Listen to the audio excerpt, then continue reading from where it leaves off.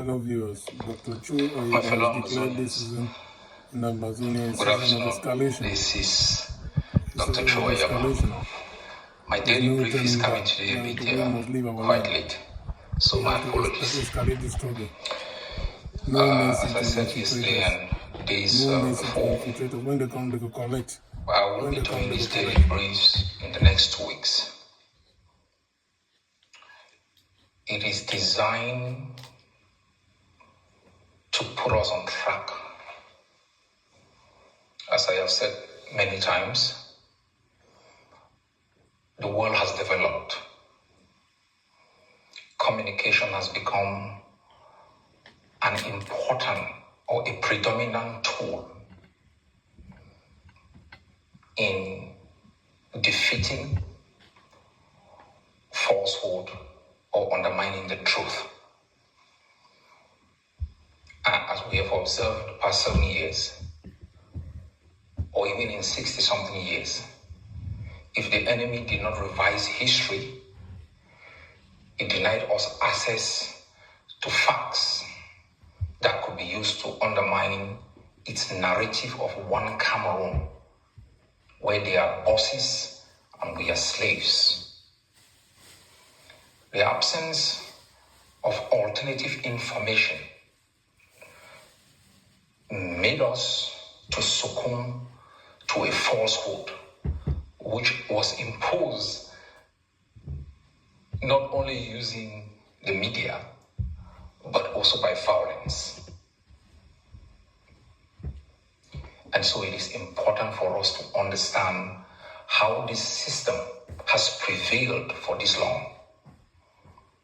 And it has adopted the same pattern in the past 30 years. When violence fails, it reconstructs the falsehood, deconstruct the facts, and perpetuate that falsehood, impose it in any way, form, or shape. We are living in a system governed by vampires. And we must be aware, our blood is not cheap. It is not also for free. And we have made the conscious decision to rise up, dismantle it, topple it, and institute an alternative system that treats us with respect like humans, exploit our resources, and make sure we live in dignity. It is not an outcome that will be achieved without pain. It is not an outcome that will be achieved without doubts, without contemplation. And the enemy has thousands and thousands of trolls on a daily basis who remind you of its impossibility. We remind you that the valley in front of you, there is no architect. There is no body with the intelligence capable of designing a bridge that will lead you from a place of hopelessness to one where you are supposed to be. This is not a regime to take lightly. Generations before us have transferred responsibility that they had to us without consequences. I couldn't ask my late dad why he didn't rise up to this system. My mom never went to school to even understand the source of the oppression. So too are the moms of millions of you. And so this has fallen on us. It's going to be difficult. But we are built for difficulties. We are built for times like this. And you listening to me, don't sit, stand on your feet. I know you are built for this moment. Listen, when I say this enemy is a vampire, it's a vampire. And our role now is to make sure we stop them. Before, they ordered you to produce their ID card. I think you paid 2,500 AMBA. But before you ever acquire it, you've made a certificate of nationality. You've made attestation of debt, not debt. You've bought a physical stamp, you have gone through torment before you ever acquire that ID. It is going to cost you above 10,000 amber. That is not only a source of identification, it is a source of resource accumulation. The enemy uses these tactics and antics to mobilize resources to buy guns, to maintain its reign of terror. That ID card becomes a stigma through which the next level of extortion begins. They are barbarians on the road. That is how you have been funneled through this system of extortion, and you think it's a normalcy. I'm here in Norway, I've never had an ID card. Never. If the police stops me driving, they ask for my driver's license. If I go to the bank, I use my bank card. You don't need the ID card. It's a form of extortion. I can name dozens of these forms of extortion on a daily basis. And you open your eyes one morning, the ID card now here, it will cost you 10,000. So before you go through that banana process, you are about 20 to get a piece of paper that is worthless to you. You believe that you cannot live without it because the only information you have had is that you need it. And if you don't, there are consequences. The consequences are so grave that you will fight, bribe, beg to have a stigma that is worthless. This is what you go through. You drive a taxi, you pay dozens of taxis. None of them is responsible for the roads. The bumpy roads, the back pain you incur, the medical bills you spend because of roads that you can't simply pass through. Nobody has died on that road, and this regime is held accountable. If you die on a road here, and it is determined that the government was reckless, somebody will be held responsible criminally before civil liabilities.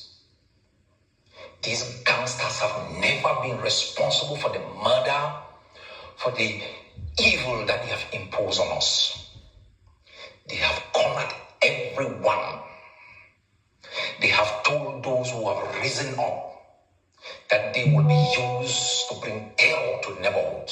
You yourself, I remember, will never forget in Victoria. In Victoria, when Jalakwan was appointed, and we were having running battles on the street. I was in Cassava Farm, and people were running and asking me to leave because my presence was inviting terror. My presence was inviting helicopter gunships. Instead of them braving the odds and joining us, so we dismantled this illegality. They saw me as a source of the continuation of the terror. That is why one man, senile as he may be, look and speak, has reigned over everyone. Even his absence at the presidency, nobody is brave enough to take over the mantle. Instead, Nigerians, Burkinabes, young soldiers are rising up and taking power. You have a system where the soldiers are taking pride in going into AMBAZONIA, raping girls, murdering people in the name of a senile gangster who should have been buried alive somewhere. On the basis that it is impossible. On the basis that what we aspire for, what we fight for is unattainable. As though we are not students of history, as though South Sudan never existed, as though the Eritreans never fought for 23 years. They tell us that, our struggle, people are suffering, as though the Ambazonian soldiers are responsible for the potholes, the terrible nature of our hospitals, the unavoidable situations that we are pinned under. They tell us it's risky to change yellow to blue and white. It comes with consequences, they yell. Some of them are going through the desert, through the Mediterranean, through Mexico, one of the most treacherous journeys you can ever take, to land where George Washington stood against the kingdom of the United Kingdom.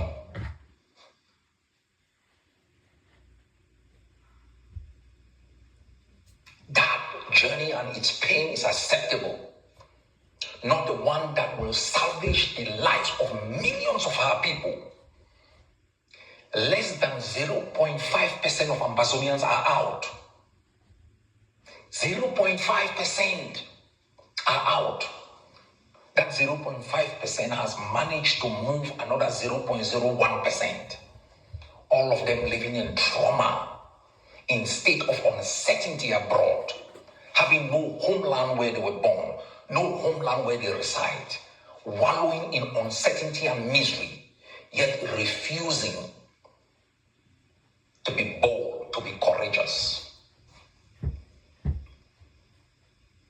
From Monday, I have been told, I didn't ask you to buy new cars, because I've been informed that the streets of Bamenda are filled with new cars. I'm not sure what's going on, but if you are the less than 30% still having yellow color, let me remind you, this is not a choice between Ambazonia and Cameroon.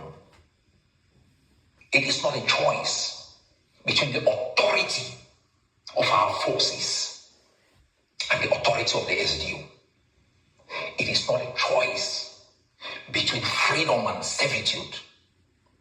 It is not a choice between occupation and independence. It is the law. It is the law. And we don't make these decisions without consideration of the pain our people have gone through and continue to go through. We make decisions that are less consequential. Less consequential. Of all wars of liberation, take any and show me where those fighting have caused less carnage, like the Ambazonian War of Liberation.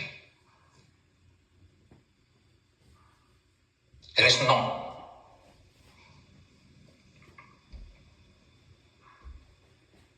We rose.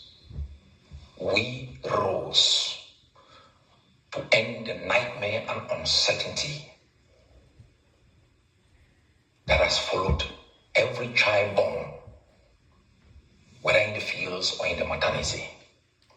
We rose so that our brothers and sisters should not be locked up by those we provided political asylum to. We rose so that we should live with dignity in the land of our birth. We rose so that we should take pride in our land, and so that the millions of our people scattered across the globe as nomads will find a place called home, where they can land in an airport, not stinking. These looters have emptied every treasury, and they have vowed that it is a suicide mission. They will go down with every one person. We have come to put an end to this misery.